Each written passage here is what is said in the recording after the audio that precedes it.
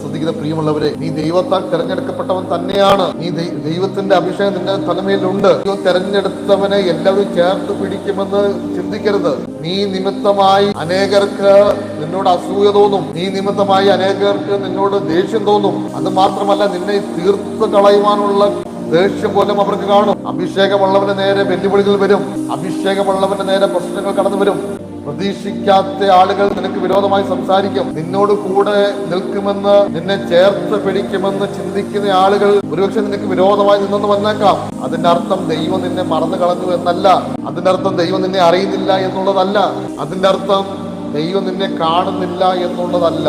അവരിതൊക്കെ ചെയ്യട്ടെ, അവര് നിന്നെ കുറ്റം പറയട്ടെ, അവര് നിന്നെ കളിയാക്കട്ടെ, അവര് നിന്നെ നിന്ദിക്കട്ടെ, അവർ നിനക്ക് വിരോധമായി സംസാരിക്കട്ടെ, എന്നാൽ മാത്രമേ നിനക്കൊരു ഉയർച്ച സംഭവിക്കുമ്പോൾ നിന്റെ മുന്നിൽ അവർ തല കുനിച്ചു നിൽക്കത്തുള്ളൂ. അപ്പോൾ അവര് ആവശ്യം പോലെ നിന്നെ കളിയാക്കട്ടെ, വേണ്ടുവോളം അവര് നിന്നെ നിന്ദിക്കട്ടെ, അവരുടെ മനസ്സ് നിറയോളം നിന്നെ പകയ്ക്കട്ടെ, അവര് കളിയാക്കട്ടെ, കുറ്റം പറയുന്നത് കുറ്റം പറയട്ടെ, കളിയാക്കുന്നവർ നിന്നെ കളിയാക്കട്ടെ, എന്ത് കാരണം പറഞ്ഞാണെങ്കിലും നിന്നെ അവര് കളിയാക്കട്ടെ, നിന്നെ അവര് കുറ്റം പറയട്ടെ, നിന്നെ ഒറ്റപ്പെടുത്തട്ടെ.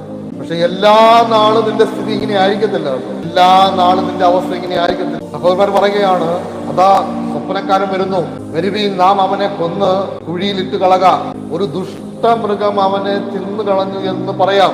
അവന്റെ സ്വപ്നങ്ങൾ എന്താകുമെന്ന് നമുക്ക് കാണാമല്ലോ എന്ന് തമ്മിൽ പറഞ്ഞു. അപ്പോൾ ഈ സഹോദരന്മാർക്ക് യോസേഫ് എന്ന വ്യക്തിയോടല്ല ദേഷ്യം, യോസേഫ് എന്ന വ്യക്തിയോടല്ല അസൂയ.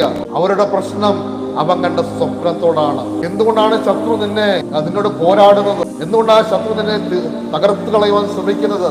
എന്തുകൊണ്ടാണ് ശത്രു നിന്നെ ഇല്ലാതാക്കാൻ ശ്രമിക്കുന്നത്? ഇതിന്റെ കാരണം മറ്റൊന്നുമല്ല, നിന്റെ മേൽ കിടക്കുന്ന അഭിഷേകമാണ്.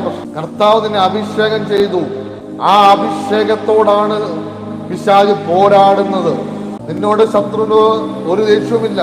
നിന്റെ മേലുള്ള ദൈവിക വാക്തത്വങ്ങൾ, നിന്റെ മേലുള്ള ദൈവിക അനുഗ്രഹങ്ങൾ, ഇത് കണ്ടിട്ട് ആ ശത്രു നിനക്ക് വിരോധമായി നിൽക്കുന്നത്. യോസേഫിനോട് സഹോദരന്മാർക്ക് ദേഷ്യമില്ല. യോസേഫ് കണ്ട സ്വപ്നത്തോടാണ് അവർക്ക് ദേഷ്യം. അവിടെ ഒരു ദുഷ്ടമൃഗം അവനെ തിന്നു കളഞ്ഞു എന്ന് പറയാം. അവന്റെ സ്വപ്നങ്ങൾ എന്താകുമെന്ന് നമുക്ക് കാണാമല്ലോ. അപ്പൊ സ്വപ്നത്തോടാണ് ദേഷ്യം. നിന്റെ മേലുള്ള ദൈവിക ദൂതനോടാണ് പിശാചിന്റെ പോരാട്ടം. അവിടെ നീ ഭയപ്പെടേണ്ട, നീ സങ്കടപ്പെടേണ്ട. ദൂത് നൽകിയ ദൈവമാണെങ്കിൽ ആ ദൂതിന് വിരോധമായി ശത്രു എഴുന്നേറ്റിട്ടുണ്ടെങ്കിൽ ആ ശത്രുവിന്റെ കാര്യം സ്വർഗം നോക്കിക്കോളും.